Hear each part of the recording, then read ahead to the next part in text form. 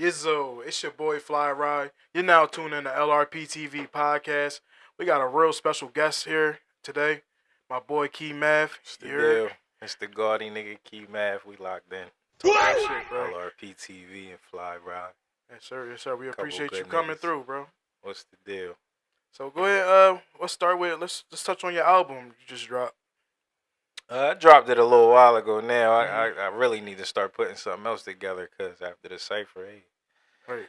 it's the perfect Cypher was time to crazy. drop something. But LRPtv Cyphers a Volume couple 1. months Go ago, check that out. I dropped a formatic or compressor. You know what I mean? It's like a question, man. How you want to live? And can you go in detail about that? Like, what's the analogy behind that? It's album, whatever you the want name. to do, whether you want to ride around, slide in comfort, or if you want to test the limits and play the high speed game. That's dope. You That's know. dope. And So, how many songs you got on that joint?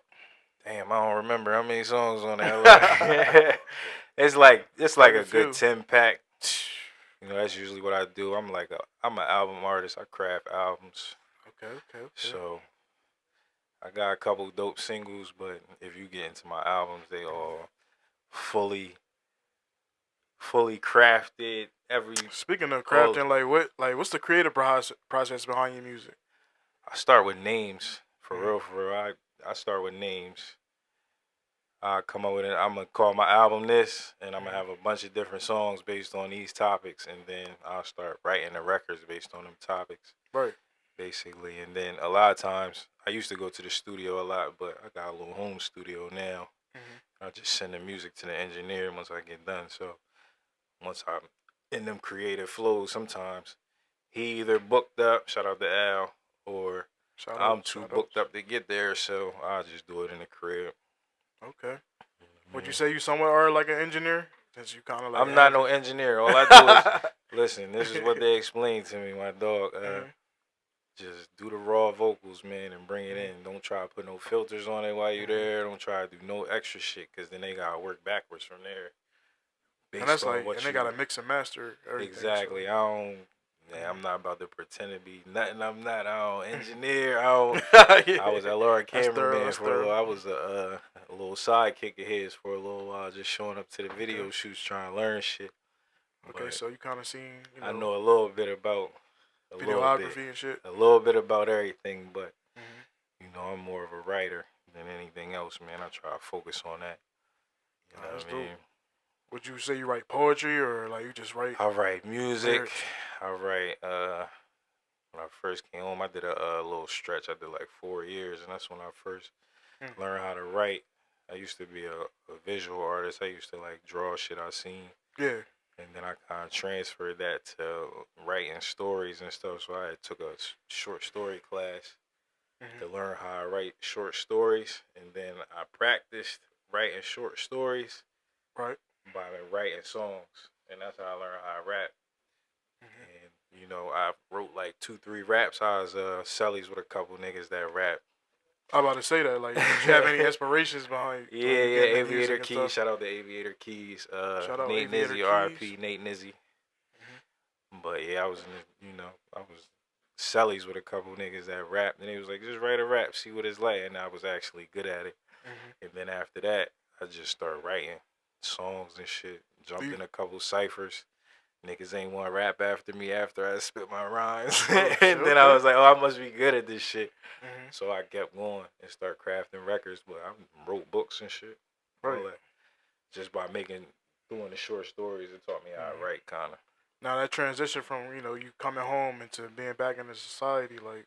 This was a long time ago. We not ready to act like I'm a jailhouse. No, we gonna act like you a jailbird. No, I'm not no jailbird ass nigga at all. This was like I feel like people need this. For sure, this was probably 12 years ago. They need to know this information. Yeah, this was 12 years ago now, but yeah, I did a 4-piece. Yeah, for shit, robberies and shit. But okay.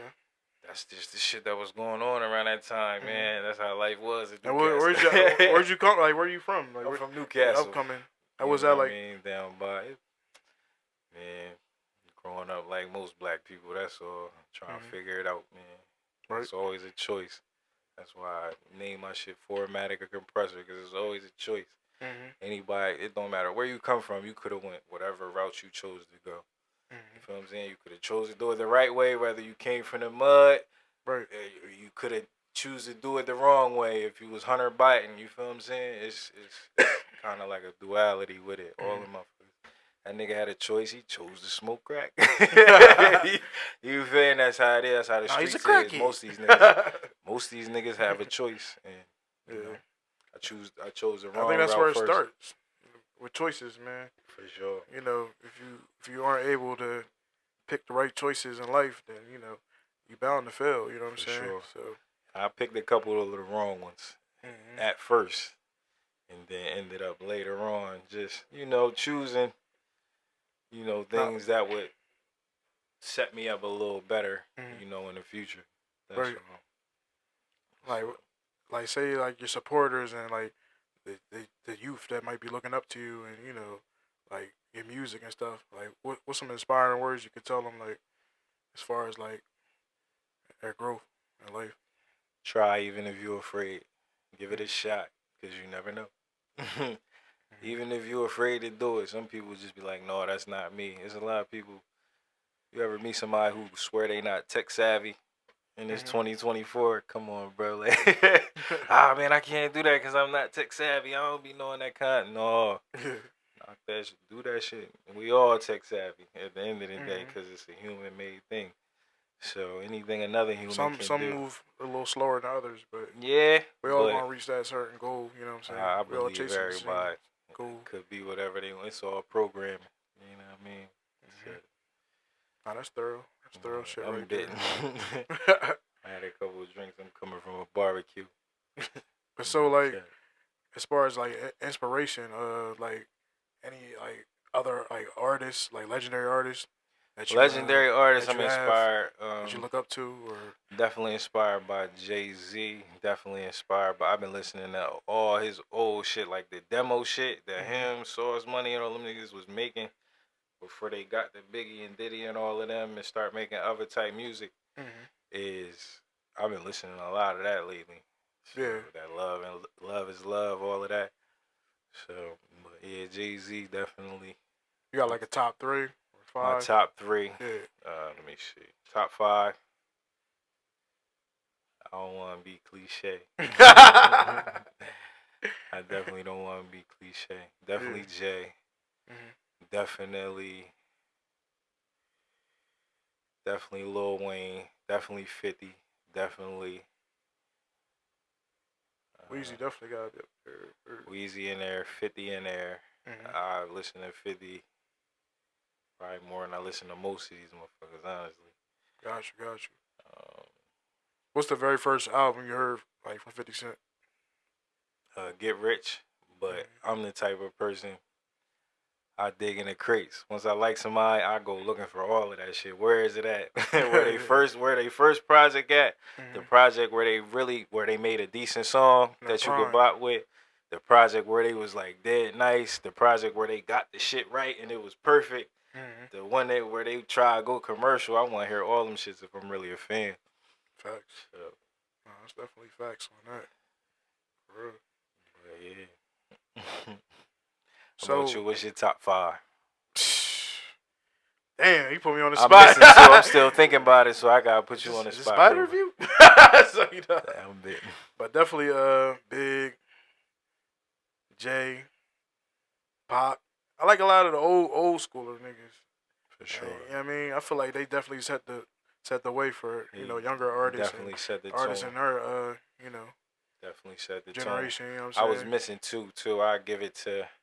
I'm gonna say Fab.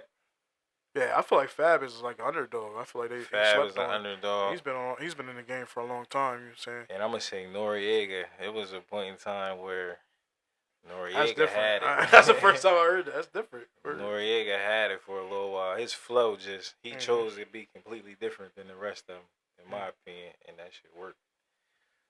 Like all that, I'm leaving and all that shit he put out with the firm and all that was fire.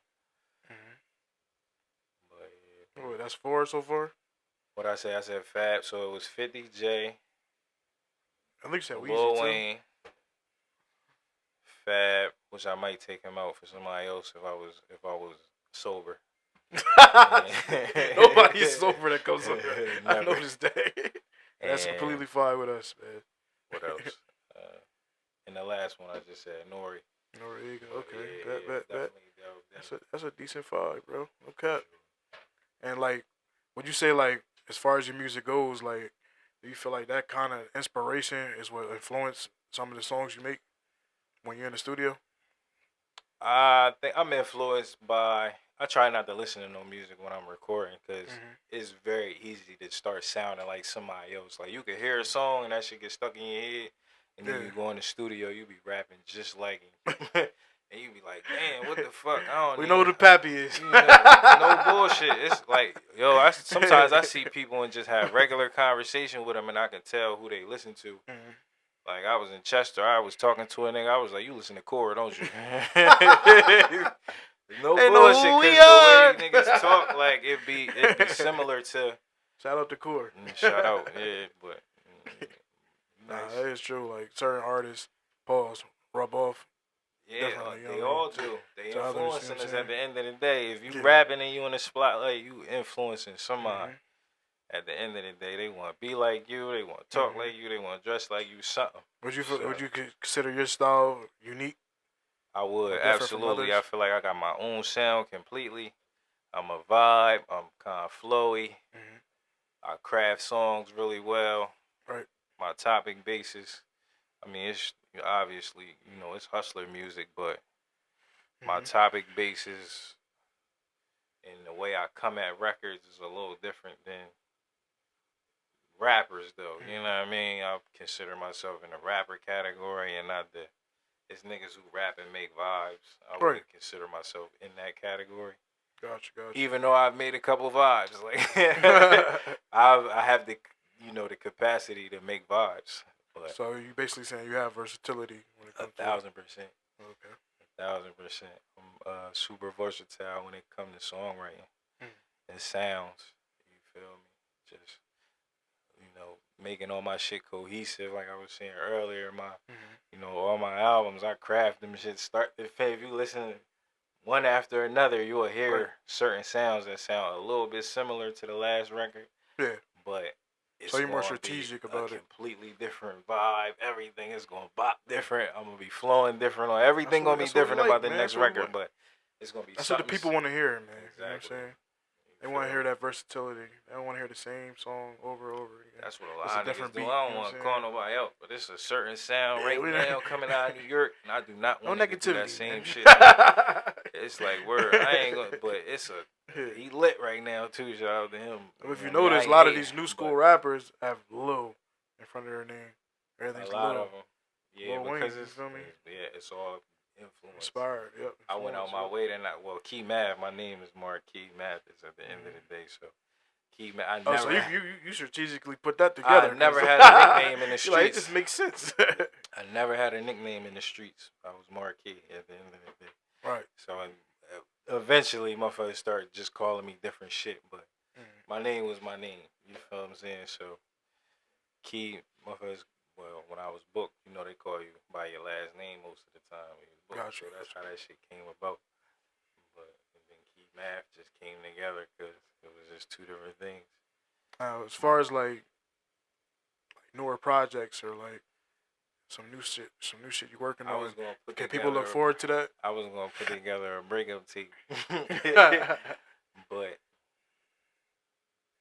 I don't know. I don't feel like it no more.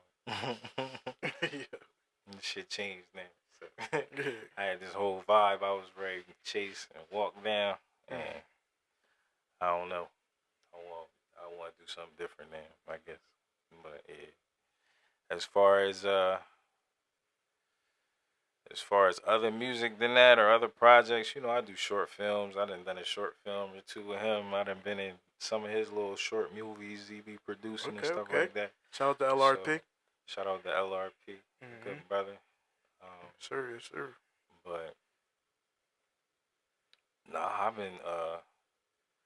just been doing other shit the last 6 months or so. I guess it's been 6 months since my last album dropped. I've been doing glass work and shit like that. That's all good though, man. Whatever, I mean, learning custom shit. I do that shit you know, as a career.